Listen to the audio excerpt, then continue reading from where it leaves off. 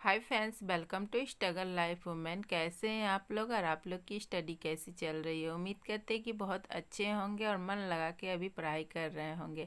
अगर 17 तारीख को एग्ज़ाम है तो बस जी जान से लग जाइए और थोड़ा बहुत मेहनत कर डालिए। हो सकता है कि जो आप पढ़े हो वही आ जाए। ये कहना तो संभव नहीं है कि क्या आएगा क्या नहीं। बस हमें प्रीवियस ईयर का क्वेश्चन को देखते हुए अपने स्टडी को जारी रखना है इन कम समय में, और बस आपने जो पढ़ा है उसे रिवीजन करते रहिए। और नया पढ़ना चाहते हैं तो नया भी पढ़ सकते हैं, क्योंकि अगर आपने कुछ पढ़ा ही नहीं है तो क्या करिएगा। तो फिर आप पढ़ भी सकते हैं, आपके पास जैसे समय है वैसा कर सकते हैं। अगर आपकी तैयारी हो चुकी थी और आप रिवीजन करने वाले थे तो आप नया चैप्टर को एकदम मत पढ़िएगा, अगर आपका एक दो बाकी है तो। और अगर नहीं बाकी है तो फिर आप आराम से पढ़ सकते हो। और यहाँ पे मैं सुबह सुबह उठ के आई थी, जैसे अपनी स्टडी अनुसार 5 बजे मैं उठ जाती हूँ फ्रेश वगैरह होकर 10-15 मिनट में, और अपनी स्टडी टेबल पर बैठ जाती हूँ पढ़ने के लिए। और सुबह सुबह ठंड भी लग रही थी क्योंकि बारिश हुई थी, अभी आज ज़बरदस्त वाली बारिश हुई इधर फ्रेंड्स, तो इसलिए थोड़ा ठंड लग रहा था।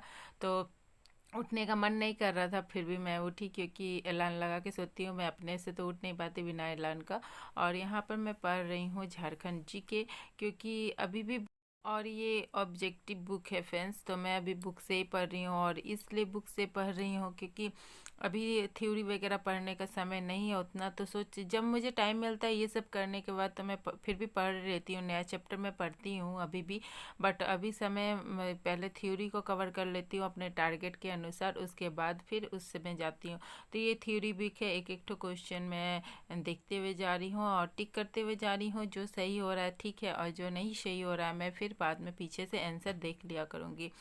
और वैसा बुक जो कि आपको वन लाइनर दिया हुआ है और उसमें आपको एक क्वेश्चन का पूरा डिफिनेशन दिया हुआ, क्वेश्चन पढ़ने में अच्छा लगता है ताकि उसके बारे में पूरा जानकारी मिल जाती है।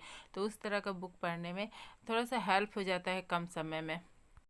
और आज हो गए हैं 4 तारीख, तो आज है 4 मार्च।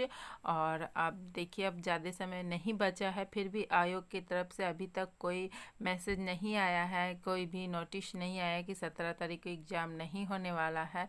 पता नहीं क्या होने वाला है 17 तारीख को।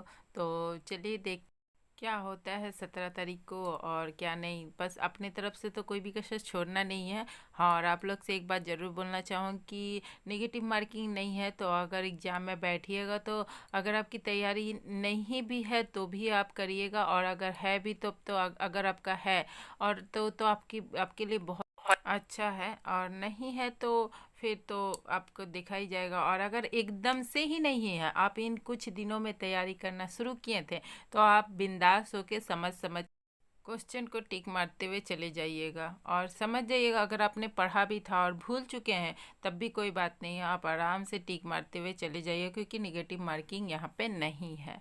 और चलिए अभी मैं दोपहर का समय हो गया था, उसके बाद मैंने फिर 3 बजे अपना मतलब स्टडी फिर से चालू किया, क्योंकि दिन भर तो फिर काम में लग गई थी फ्रेंड्स, का समय नहीं मिल पाता है।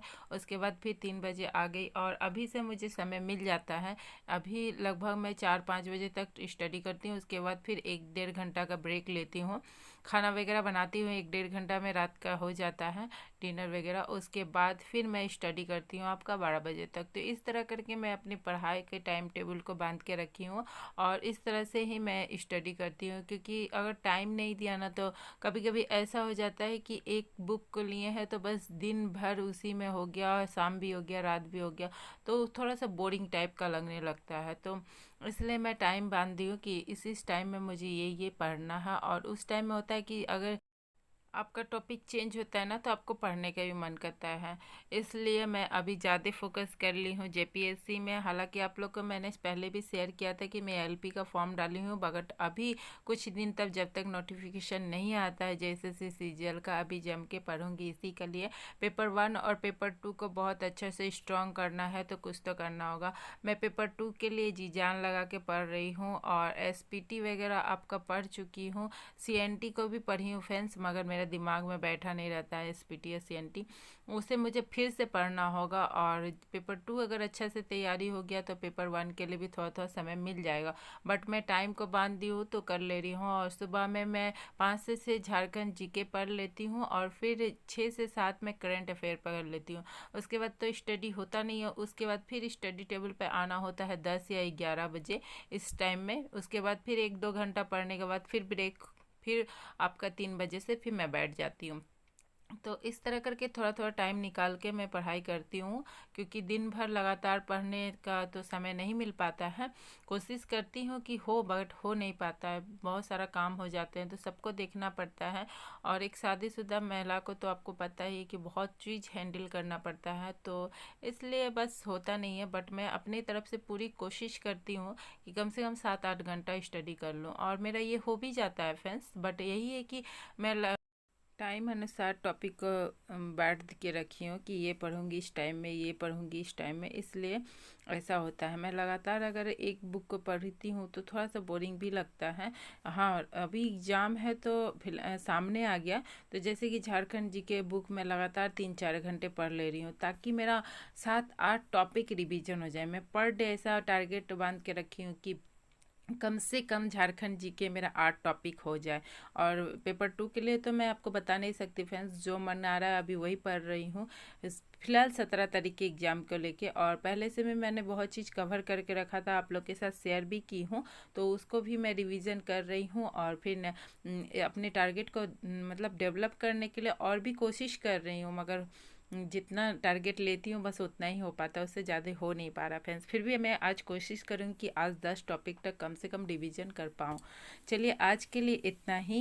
और आप लोग की पढ़ाई कैसी चल रही है ये हमें बता दीजिए, और आप लोग जम के पढ़ाई कर रहे हैं कि नहीं, आप लोग को मन लग रहा है कि नहीं, और आप लोग को क्या लग रहा है कि 17 मार्च को एग्ज़ाम होगा कि नहीं होगा, ज़रूर कमेंट करके मुझे बताइएगा। और 17 मार्च को एक और एग्ज़ाम है, क्या चीज़ का तो एग्ज़ाम है बोला जा रहा था, बट मुझे क्लियर नहीं है कि क्या चीज़ का एग्ज़ाम है, मगर मुझे सुनने में आया था कि 17 मार्च को एग्ज़ाम है किसी चीज़ का।